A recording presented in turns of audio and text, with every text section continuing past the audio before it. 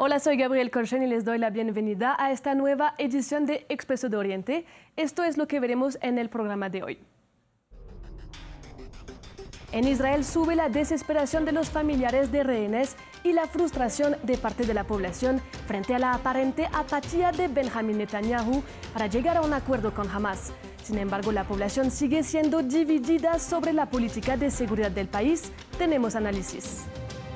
Cisjordania ocupada es el objetivo de las mayores incursiones israelíes desde la segunda intifada. El ejército israelí dice haber matado a varios terroristas palestinos, pero también hay adolescentes entre las víctimas. Egipto y Turquía dieron un paso más hacia la reconciliación con la primera visita de Abdel Fattah al-Sisi a Ankara después de 11 años de congelación de sus relaciones.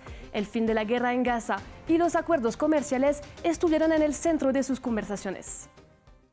Empezamos en Israel, donde se eleva la ira y frustración de parte de la población desde que se recuperaron los cuerpos de 6 rehenes israelíes muertos el domingo 1 de septiembre. Los israelíes organizaron un paro nacional y manifestaciones con cientos de miles de personas en las calles. Las familias de rehenes piden desde hace meses un acuerdo al primer ministro Benjamin Netanyahu para poder liberar los rehenes, pero parece que sus voces no fueron escuchadas. Él impide un acuerdo para mantenerse en el poder. Todas las demás cuestiones no le interesan. No le importan los rehenes, no le importan los ciudadanos ni nada. Le importa él mismo y mantenerse en el poder. Si bien parte de la población pide un cese el fuego en Gaza, el discurso sobre la necesidad de erradicar a Hamas por la fuerza también sigue muy arraigado dentro de la sociedad.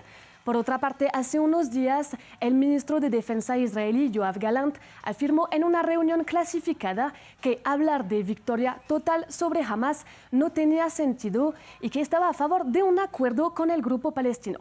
Comentarios que desataron conmoción dentro del Parlamento israelí y que hacen ver fracturas dentro del gobierno. Para hablar del tema, conectamos con Néstor Rosanía, periodista en conflictos armados y especialista en Medio Oriente. Hola Néstor, gracias por acompañarnos. Primero te quería preguntar, ¿está dividida la sociedad israelí respecto a la guerra en Gaza y también ha cambiado su posición desde hace un año? Sí, sí está dividida, porque Israel no es solo el grupo sionista es un grupo político que en este momento es liderado por Benjamin Netanyahu, pero el mundo judío es mucho más que eso. Los judíos ortodoxos no están de acuerdo con los sionistas, de por sí hay una fractura muy grande, y mucha parte de la comunidad judía, en especial en los Estados Unidos, está en desacuerdo con lo que está pasando en Gaza.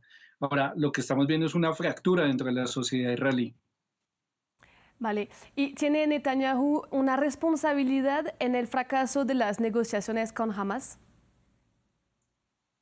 Sí, sí la tiene, porque Netanyahu no solo se limita a este periodo del 7 de octubre en adelante, sino que su promesa de campaña era ampliar las zonas ocupadas por los colonos en Cisjordania y hacer una cantidad de operaciones que iban en detrimento de esa estabilidad muy mediana, muy frágil que había antes del 7 de octubre.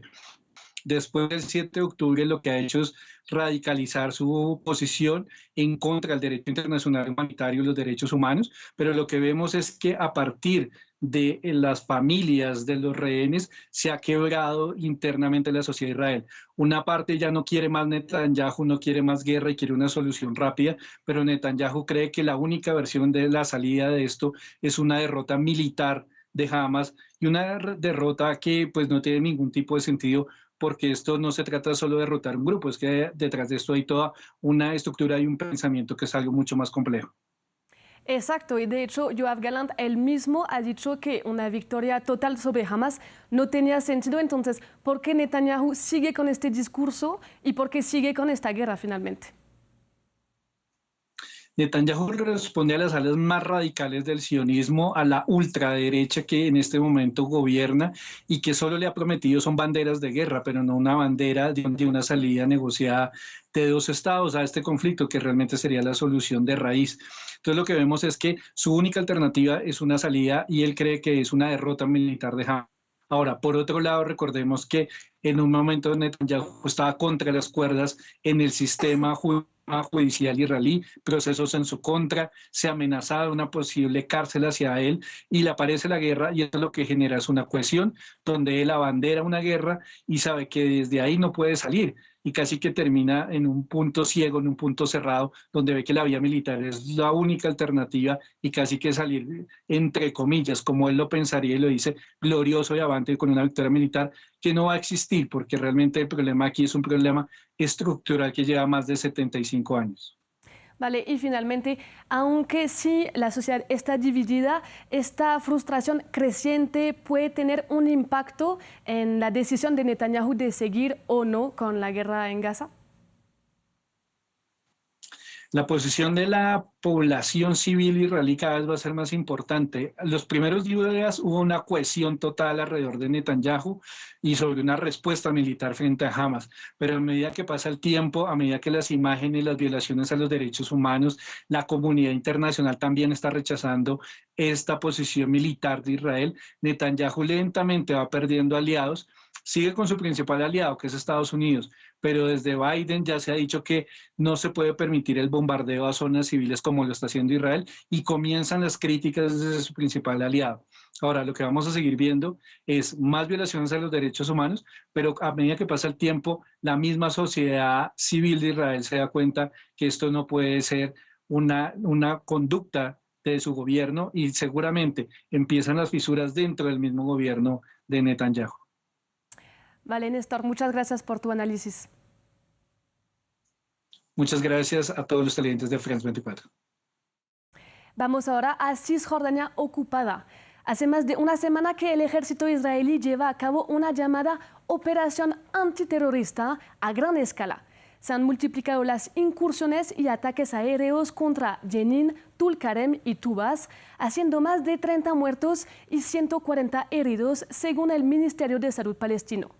En Jenin, los tanques israelíes dejaron al menos 70% de las rutas y calles destruidas. Se teme que Cisjordania ocupada se convierta en otra Gaza. El ministro de Seguridad de Israel, Yoav Gallant, declaró que el ejército está cortando el césped, pero que llegará el momento de arrancar las raíces del terrorismo y que toca usar toda la fuerza contra los grupos armados de Cisjordania. Eso hace presentir un posible aumento de la violencia en Cisjordania ocupada en el futuro. Nuestros corresponsales en Jerusalén, Yanira Gómez Muñoz y Federico Cue Barberena, nos mandaron este informe. La operación a gran escala de Israel en el norte de Cisjordania ocupada es un paso más en sus letales incursiones, las cuales ha intensificado y crecido en tamaño y violencia, sobre todo desde el 7 de octubre.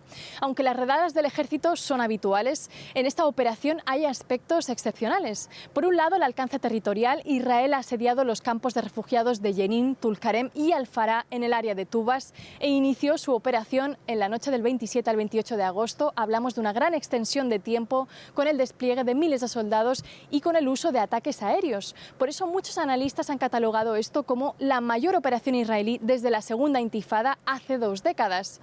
Mientras Israel justifica la campaña que califica de antiterrorista contra grupos palestinos armados, los palestinos sienten que es una continuidad de las políticas israelíes para expandir el control sobre Cisjordania en línea con la agenda anexionista de Netanyahu y sus ministros. La Agencia Humanitaria de la ONU ha advertido que Israel está aplicando tácticas letales y al estilo de guerra en el norte de Cisjordania, profundizando necesidades humanitarias y preocupaciones sobre uso excesivo de la fuerza.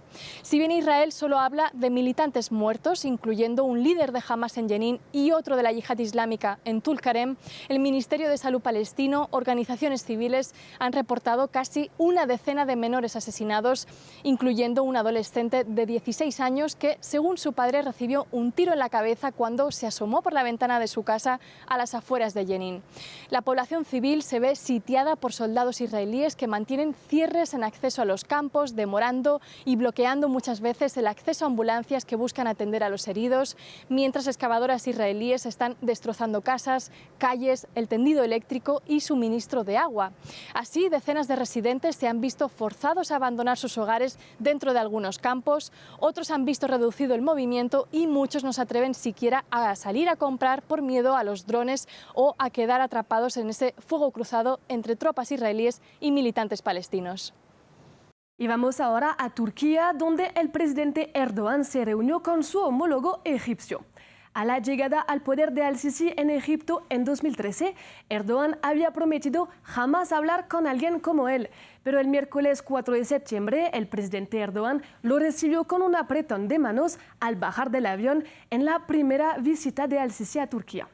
Los dos países pudieron sellar su reconciliación, que había empezado en febrero y que se basa en su rechazo común de la guerra en Gaza, la cooperación económica y varios acuerdos militares. Pero, ¿qué ha cambiado en 11 años? Repasamos los eventos en el siguiente informe.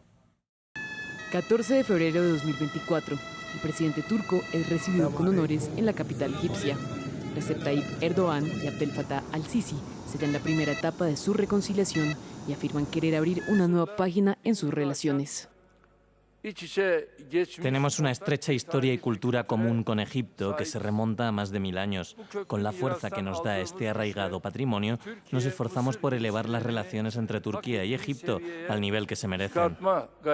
Relaciones que el presidente turco decidió suspender en 2013, tras la llegada al poder de Al-Sisi.